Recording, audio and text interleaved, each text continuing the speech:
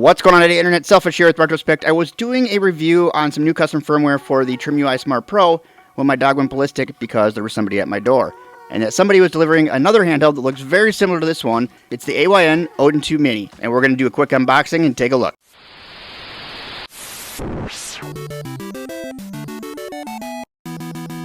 There were a couple other things that came in the box with it. It came with a, what they called a bag, which I thought was a bag and not a case. So, oddly enough, and they never questioned it. Now I have two of them because I thought maybe I'd want a carrying case for it instead of a bag, but whatever. And it came with a screen cover because this was part of their pre-order deal. It's a pretty cool looking case we got going on here. I don't know, actually I already know by looking at it, things aren't going to line up quite to this, I don't think. But anyways, it's nice and soft and fuzzies, and it's got like some really strong Velcro in it.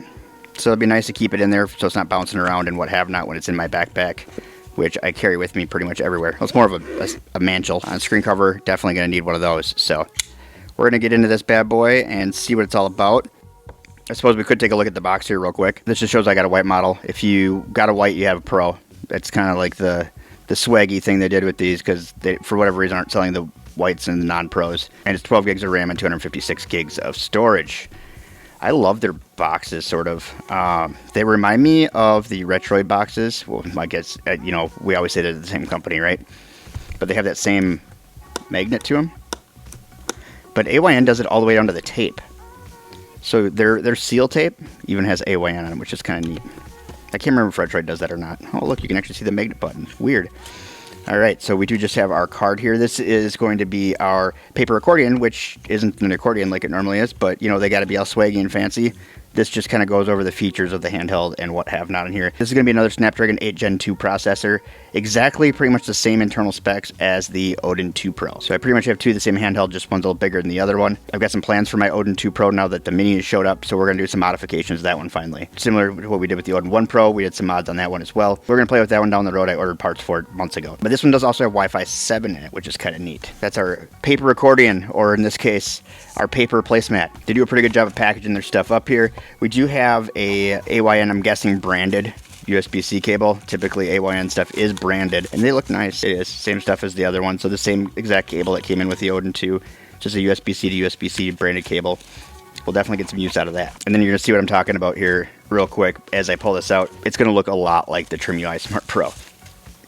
Now it's obviously thicker, it's more powerful, it runs Android. There's no real similarities beyond the fact that just the form factor itself looks fairly similar because they're both kind of modeled after the PS Vita. Now this is obviously much thicker, like almost twice as thick, but we're not here to see this anymore. We'll have that other video up whenever I get around to finishing filming it. So here we have our device. Like I said, we're just gonna do a quick unboxing. I think I'm gonna try one game. It just stole the memory card out of my Odin 2 Pro. So I will have that memory card in here. I'm going to try a game off of that one. It looks like it's going to be about 11 hours before my terabyte is done writing onto my new memory card, which my computer's not very slow, so I'm not sure why it's taking so long, but I guess it is a terabyte. But we'll start here on the top here. We're just going to go over some I.O. here real quick, and then we'll try a game out, and I'll get you on your way. That way we all can kind of see what everything is all about here. This is a really pretty white, by the way. It's very soft. If you have a TrimUI Smart Pro, it actually feels very much the same. That kind of like that chalky feeling that they have. But anyways, up here on the top, we do have our shoulder buttons. This is nice. It's nice and clear, just like the PS Vita. Pretty sweet. We do have our power and volume up and down, along with our HDMI out and a micro SD hole. So the hole is right there for the micro SD. On the back here, we do have some vents. These are going to be used for the exhaust on here because this does have cooling, so that's what those are for. And then we have these little dimples here that are supposed to be for your fingers. It's kind of a cool round design that it has, but it doesn't have the big old booty that the Odin 2 Pro has, where it's got that big old booty which makes it really comfortable to hold on to. But that's okay. I think we're going to do all right. Now on these, you don't have anything on your left or your right hand side, but on your bottom down here, you do have your Type-C hole, which is also a display port, so you can actually just dock it and run everything right out of this without running it out of the top. Much nicer than things like the Steam Deck and stuff, which you have to run these stupid cables over the top. Everything can run right out of the bottom here. You just plop it right down, just like these are, just right into a dock. So pretty simple. And then we do have a headset hole. And I'm wondering if this might be one of the last handhelds we'll see a headphone hole on from AYN. I'm not sure. Their devices are big enough where it really isn't getting in the way. And gamers typically prefer wired headphones, but we are seeing some handhelds go away from that. So I'm just kind of curious. These guys tend to be ahead of the curve versus behind. So maybe they know something that I don't know. On the front here, we do have our joysticks. These feel good. These feel, I think, the same or very similar to the ones that are in the Odin 2 Pro. These, the Odin 2 has got really good joysticks. Yeah, they're pretty close. I actually put Hall effects on my Odin 1 Pro, but these are just the Switch style. These are actually feel like a more full joystick on even a smaller handheld. It feels like the fuller size joystick. Now we do have some crazy things going on here with our buttons, and I don't know how I can show this to you on camera, but I didn't think I was going to like these clear. Usually clear makes it feel cheap. It either makes it feel cheap or it makes it feel really expensive. In this case, I think they did a pretty good job. But your letters are actually inset down inside there, and they're raised, but so I thought they were going to be carved in here. So I'm like, you're getting a bunch of crap in there. But they're actually raised on the inside.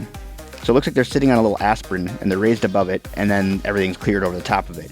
It's the same with all of them. I don't know if I'm a fan of these. These are clicky, but not like super loud clicky, but these are almost sharp, unfortunately. Home, back, and your start select buttons, they're almost sharp because they are so flat. They almost needed to round those off a little bit. If they would have rounded them just like they did with these, I think these would be a little bit better.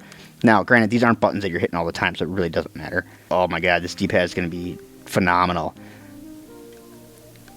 The pivot's pretty close to exactly the same as the original Odin. I think it might be slightly different, but that also difference might just be the difference in the material here that I'm feeling that in. Because the material definitely feels different. But yeah, it's a good feeling D-pad that we got going on there. Now this here does have a 5-inch mini LED display. I've never had a handheld with mini LED display, so I'm pretty excited. It's not quite OLED, but it's definitely better than an LCD display that we normally see. With mini LED, you do get some of those deeper blacks, but you also tend to get blooming, and we're going to find out. Like I said, I've never had a device with a mini LED display, at least not a handheld like this, but sometimes you will see blooming around objects. I don't know that we'd see it in video games so much. I know it is something that a lot of people are concerned about. That's not my biggest concern.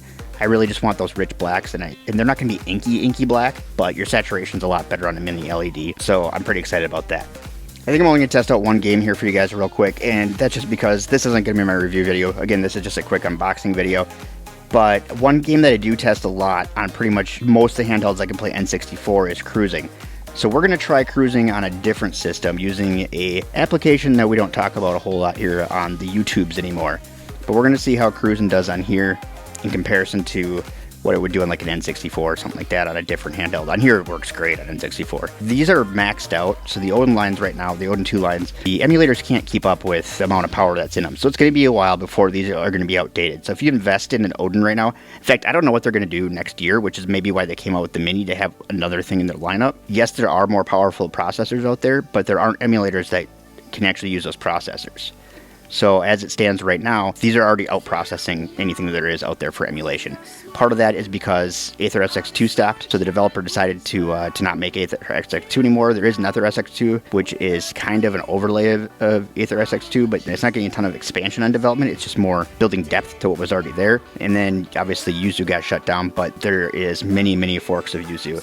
So I'm just using the original right now, but there's like Sudachi and stuff like that out there that are taking Yuzu to that next level. The development's still not quite moving at the level that Yuzu was, obviously. We're also talking smaller teams and not inexperienced teams.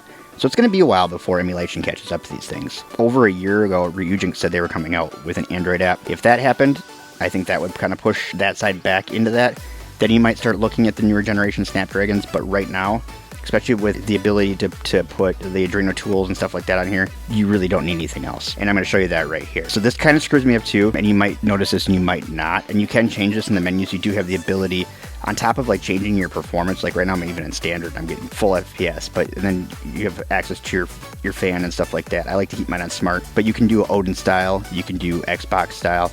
By default though, the buttons are laid out differently on an Xbox. So this is A, B, and then it's X, Y, right? So instead of being a Nintendo style, like almost every retro to handheld is that's out there, this particular one runs on an Xbox style layout. Now that can be an advantage, especially if you're paying the $20-some a month for Xbox Game Pass Ultimate like I do, because I didn't have an Xbox for the longest time, so I've just been on this plan forever, but when I got on it, it was under $10, and that was like 2 years ago. So it's just crazy how much that thing's gone up, but it'll be easier to work with the button styles for stuff like that. And then for the rest of it, it's just kind of whatever you want. And you can, again, put it back in Odin, which is what mine's set in right now. So my A and B are kind of backward when I'm trying to go through stuff. We're going to go through here. We're just going to do a quick check it out, see what it's all about. That's what it's all about. You put your Odin in, you put your Odin out, you put your Odin in, and you shake it all about. Oh, what is going on here? In some menus, some things are start, and in other menus, other things are start. Can you just see how sharp the colors are on here? When I do my review, I will put this up against the original Odin 2. Again, they're pretty much the same processor and everything. A little difference in what kind of RAM's in them, but same amount and speed, all that kind of stuff. For the most part, they are going to be the same. I've heard that this will benchmark higher. I don't know if that's true or not, and that just might be an anomaly, but we'll find that out too when we do our final review. But we'll just take a look here, and this is looking really good. I mean, I look like I suck, so it's pretty normal.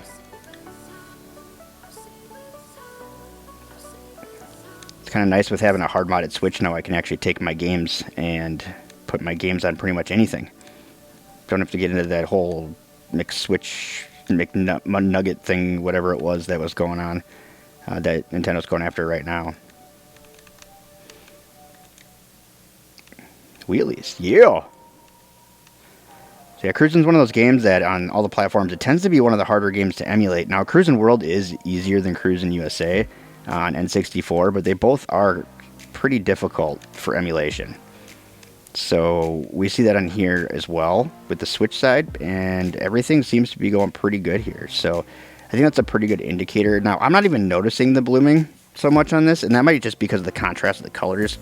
You know, your eyes do kind of draw towards like the brighter colors and things like that, so it could pull you away from that blooming effect as well. It's running at full picture clarity, full speed, running at 60 FPS right now. I'm not even running in desktop mode currently, so if I put this into desktop mode, we would be running a true 1080, so we're actually only running at a 720, and we're still getting this amount of crispness out of this, which is pretty crazy. But yeah, so I think that gives us kind of a fair shake, a kind of just a good quick look at what we're going to have going here. So that gives me an idea too what we'll be working with going forward. I'm sure we will find some discrepancies between the two handhelds, and that's going to be the fun thing about this, is taking two identically, completely different handhelds made by the same manufacturer, you know, same guts, different form factors. What's going to be better than the other? The other thing I'm kind of curious on is the comfort. I am really used to that booty there on the Odin 2. It really has that big grip on there, so I'm hoping that this is comfortable. Now, this is rounded, so it does feel really good in the hands, at least temporarily. We'll see how it does on a long-term thing. And also that this will be pocketable, so that'll be really awesome. You probably don't want to carry it in your pocket all the time. One thing I will warn against, and I did learn this with my Odin 2 Pro, because I will actually throw this in my pocket every once in a while. Once one of these caps for the thumbsticks falls off once, they fall off all the time. I'm always looking for this stupid thing. My right one, it'll pop off every once in a while, and then whenever it does, it's really inconvenient, and I gotta try to find it on the floor or in the car or something like that. So just a little bit of advice, but when we start modding that one's gonna get replaced anyway, so it doesn't even matter. But hey, thanks for coming along this little ride with me, just taking a quick look at this brand new handheld. Just got it in literally as I was making this other video, so I thought I'd talk about it real quick and take a little break from what I was doing. I'll go back to testing the other device now. You'll see this video first, but just know there is a Trim UI Smart Pro video coming out with a new custom firmware that looks and works really well on it. If you're looking for something else to watch right now, because my video is way shorter than it normally is, there's a couple videos up here on the screen for you. Take a look at one of those. Google says you're going to like it. YouTube says you're going to like it. I think you're going to like it because you liked this one. And if you didn't, I don't think you would have stuck around this long. That's all I got for you today. Thanks for watching. Bye-bye.